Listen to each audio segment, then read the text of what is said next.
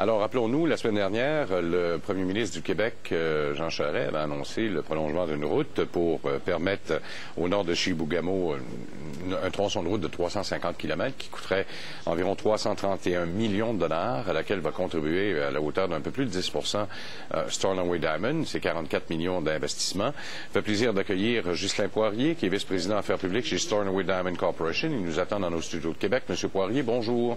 Oui, bonjour. Parlez-nous un peu de cet investissement. C'était important pour vous d'avoir cette route-là, là? En fait, oui, c'est une condition essentielle d'avoir une route pour démarrer un projet comme ça, un projet minier en région éloignée.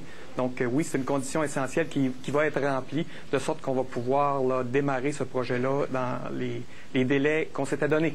Bon, alors là, vous allez avoir un prolongement de route. C'est la route 167 qui va donc se faire. C'est un projet de 243 km. Vous aviez quand même dans votre budget un peu de sous, là, parce que vous contribuez un petit peu plus que 10 donc, dans cet investissement du gouvernement du Québec. Oui, on participe à la hauteur de 44 millions, donc à la hauteur de ce qu'on pouvait payer défrayer pour ça. Il faut voir que le gouvernement du Québec, dans son projet de route, a comme ambition de récupérer le 50 des coûts via les utilisateurs industriels. Alors, nous sommes un des utilisateurs industriels dont cette route-là va desservir. Alors, c'est pour ça qu'on participe à la hauteur de 44 millions. Mais il va y avoir d'autres projets industriels qui vont se greffer au fil des ans et qui vont contribuer de sorte que le gouvernement puisse récupérer cette somme-là de 50 des coûts de la route. Oui, parce que là, ici, on parle du plan Nord. C'est le fameux plan Nord que vous en contribuez. Donc, c'est pour ça qu'on parle des autres industriels qui devraient normalement contribuer aussi à cette route-là. Route extrêmement importante pour vous permettre... Pourquoi la route est assez importante pour vous? Là? Parce que vous êtes diamantaire, d'abord et avant tout. C'est du diamant que vous faites? Oui, mais vous savez, un projet minier... c'est d'abord un complexe industriel, que ce soit une mine de cuivre, une mine d'or ou une mine de diamant. Mais c'est essentiel pour approvisionner cette mine-là de façon régulière et aussi de construire, surtout au départ, cette infrastructure industrielle-là, d'avoir une route. Donc ça, c'est la condition essentielle.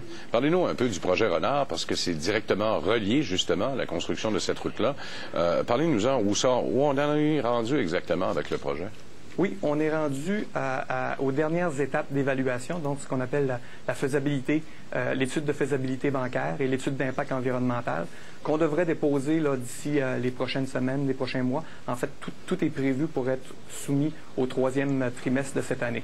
Suite à ça, arriveront les audiences publiques pour l'évaluation du projet, donc, et ce qui va nous permettre, là, en fin d'année ou au début de l'année prochaine, de prendre une décision d'aller de l'avant avec le projet. Parce que ça fait déjà un bon bout de temps que le projet a été initié. On parle de 1996. Pourquoi ça a été si long à développer? Bien, si long, oui, en fait, le projet a été initié en 1996. La découverte remonte à 2001. Okay. Ça fait donc 10 ans. Pourquoi c'est si long? D'une part, parce que c'est un gisement de diamant. C'est un peu plus long que les autres substances, de par sa nature. Mais aussi, c'est surtout parce que c'est en région isolée. Il faut voir qu'on est à 250 km de la route 167. C'est une distance qu'on a dû parcourir à tous les ans par avion, par hélicoptère, d'acheminer les biens, d'acheminer les gens sur le site.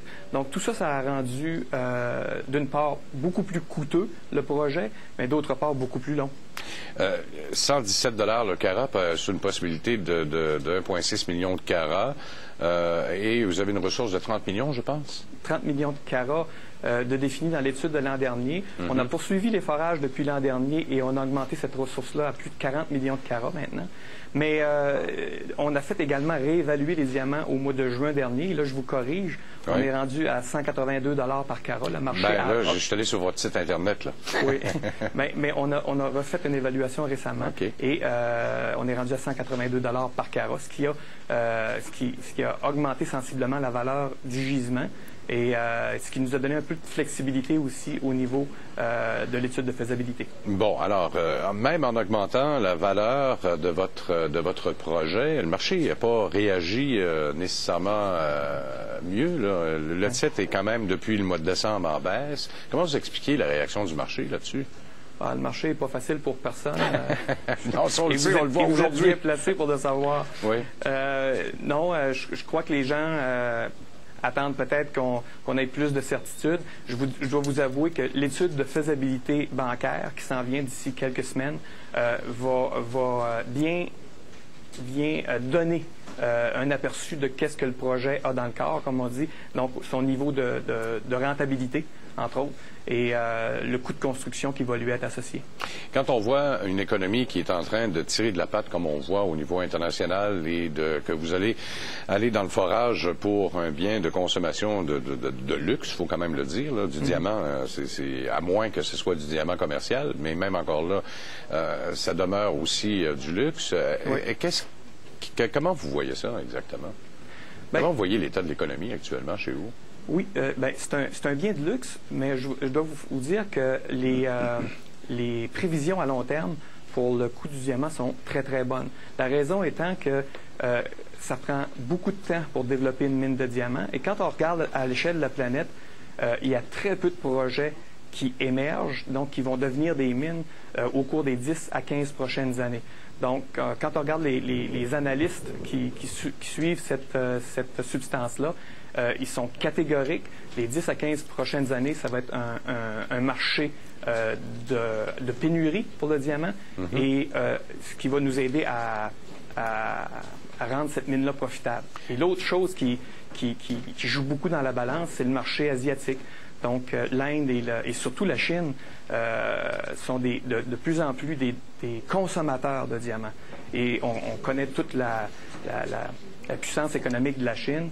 Ça va changer la donne complètement pour la prochaine décennie, pour le marché du diamant. Bon, quand on voit le prix de l'or, parce que souvent le diamant est associé à l'or aussi, dans le sens où quand on fait monter une bague, par exemple, pour une bague de mariage, là, on est passé, en l'espace d'une dizaine d'années, peut-être à 1000 $ autour pour la bague, autour de 5-6 000 là, actuellement. Vous n'avez pas de crainte? Est-ce que les coûts associés donc à ce bien de luxe viennent freiner un peu la demande au niveau international?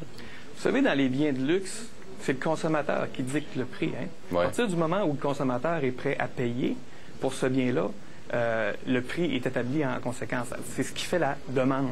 Alors, on n'est vraiment pas inquiet pour, comme je le disais, pour les 10-15 prochaines années à ce niveau-là. Même si le prix augmente, le consommateur est prêt à payer pour ce bien-là et le prix va rester robuste. Le prix devrait rester quand même relativement robuste. Normalement, après l'étude de faisabilité qui a été annoncée, devrait être complétée quand et la véritable mise en chantier de la mine devrait commencer quand? Les opérations devraient commencer quand exactement? Donc, la faisabilité, c'est très court terme, d'ici quelques semaines. Et la construction des infrastructures minières va suivre le calendrier de construction de la route. Mais évidemment, la route, c'est un projet de 5 ans. Mais ce qu'on a eu comme entente avec le gouvernement, c'est qu'il y ait un accès durant l'année 2013, de sorte qu'on puisse amorcer, nous, de notre côté, le début de la construction de cette mine-là. C'est un projet de construction qui devrait s'échelonner sur 2 ans. Donc, en 2015, on devrait voir là, les premiers diamants sur le marché, les premiers diamants québécois sur le marché mondial. Sur le marché mondial? Oui. C'est vous qui allez être les premiers producteurs de diamants chez nous, là? Oui, les premiers producteurs de diamants québécois. Je vous rappelle que le Canada est le 3e plus important producteur de diamants au monde. On est une puissance mondiale maintenant de ce côté-là. Et les diamants québécois vont se rajouter à cette production canadienne-là. On devrait produire environ 3 de la production mondiale. Bon an, mal an, ça devrait être autour de 3 donc 1,6 million de carats par année. Bien, on va surveiller ça de très, très près. Merci beaucoup encore une fois, M. Poirier, de votre participation à notre émission. Plaisir. Merci beaucoup, M. Ghislain Poirier, qui est vice-président affaires publiques chez Stornoway Diamond Corporation.